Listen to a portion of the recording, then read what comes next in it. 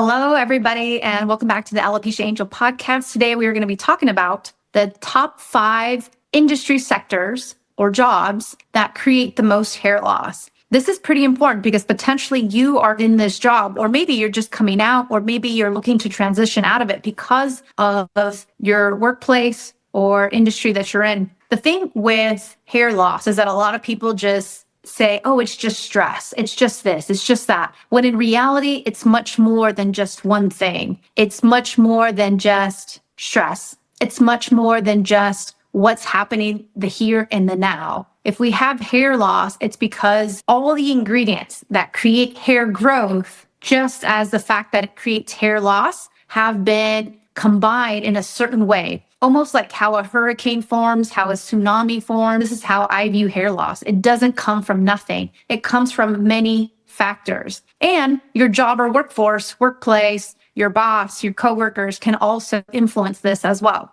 So let's go ahead and talk a little bit about these industries and these sectors. So the first one is hospitality. This is a big industry which includes anything from hotels to flights and travel to restaurant workers. And when you start to think about hospitality, anything on cruise ships, right? People on cruise ships, people who work for people's essentially enjoyment, right? When hospitality workers are working, it's normally when we are on vacation. That's more than likely how the situation is, whether it's business or personal, family vacation or other, those hospitality workers are working. They're working nights, they're working days, they're working the night shift, they're working long hours, especially when there's short of staff. They're also working on holidays with anything from Thanksgiving to Easter, Christmas, New Year's. There's always somebody there serving you at a restaurant, at a bar, at the hotel, or anywhere else that you choose to spend your holidays or nights, weekends at these certain places. And so hospitality is a big one, and it is a big stressful industry in many areas. I've had the privilege to have many friends who work in the industry as well. Whether you're an event planner at a hotel or doing events worldwide, this too can cause a lot of stress and impacts who you are, how you sleep, how you live, and everything else. The next sector of jobs that have the most hair loss is anyone in transportation. Transportation is also very similar to hospitality, but a little different because yes, it is planes, trains, and cars. Think of your Uber people, right, who pick you up at 3 a.m. or your taxi drivers. Think of people who work on the trains. I think of the trains in Europe. That system is so on point. And even in Japan, right? Trains are a mode of transportation for the masses. And this is so key, especially in places like New York City or Boston or San Francisco. If the train is down, this means that millions of people can't get to A to B, to their home, to their work, to pick up their child in a timely manner. So transportation, that sector sees a lot of hair loss as well, or potentially has more stress than others. And again, that ripples into hair loss. The next sector, lo and behold, as we probably experience the most, is healthcare. Healthcare, you think of the night nurses, on staff call for doctors and for operations. Many times I've heard this from many doctors that tell me that if they're not working, they're not getting paid. So there's almost an incentive to work more. They're incentivized to work more. And we saw this during COVID, right? There was a lot of burnout. There was a lot of stress. It was a bigger situation that overflooded not just staffing, but the hospitals and the system, the healthcare system in many countries, not just in one or two, but in many countries and in many areas. And so healthcare always tends to be an area or a sector of high stress and high hair loss. And that could be you. That could be you working in this situation.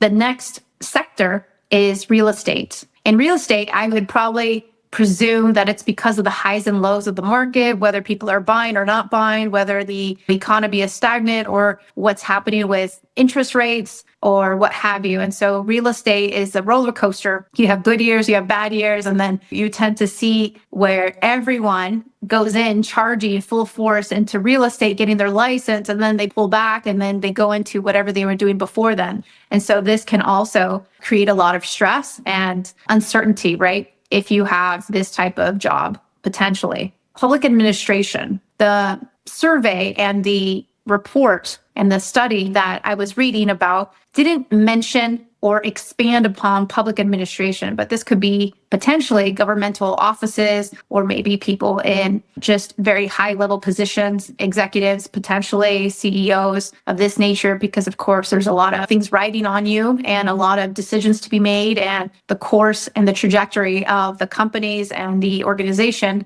are solely on your shoulders. And so that too can create a lot of stress and surmount a lot of anxiety of sorts. The next, but not least, are the caregivers. This actually correlates a lot with healthcare, but when you think of caregivers, it doesn't have to be a night nurse. It doesn't have to be a nurse from the NICU. This could be just a regular daughter who's helping her aging mom or aging parents go through this transition of life to death. This could also be a caregiver of a mom taking care of her child or children, just in general, or a mom who's playing double duty, maybe working with her children, maybe some who are special needs, and then potentially also maybe another adult loved one who is sick or ailing or needs extra special attention or tender loving care in terms of their needs at the time. And so this can also pull people in different areas and create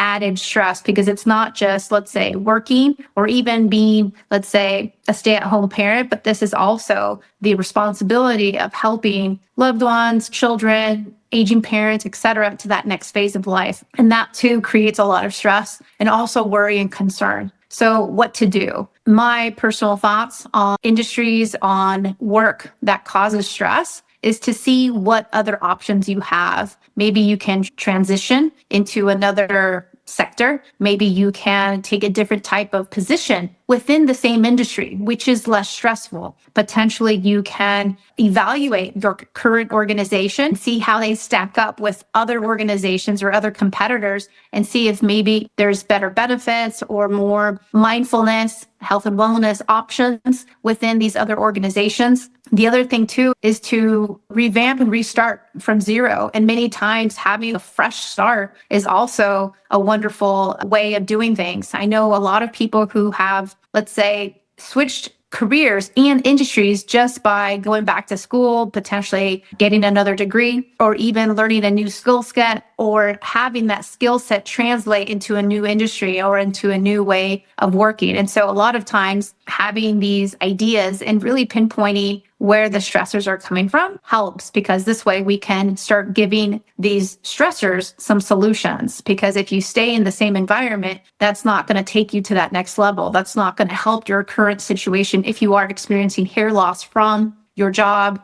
directly, and that direct impact is impacting you and your health and your hair ultimately. And so at the end of the day, it's you who gets to decide. It's you who gets to choose what that next step, what your future looks like. You can be stuck in this job, or you can start looking for a new one. And if you have any recruiters or any guidance that you would like, in this last episode, previous to this one, it was episode 197, I believe, with Tegan Bartos. She is a highly trained, skilled corporate recruiter, and she can help you with your resume, and she can help you with that next step into your career. She could probably even give you more ideas and more options into what your next career path could look like. So this is something to always keep in the back of your mind, because many times we'd like to think that we're stuck with where we live, with how we're living, with our jobs, with everything, and yet we're not. We're so flexible, and we can be, and it's up to us to be flexible. I've moved around to different countries. I've moved around and done different things in many different areas of life. And yet then at the end of it,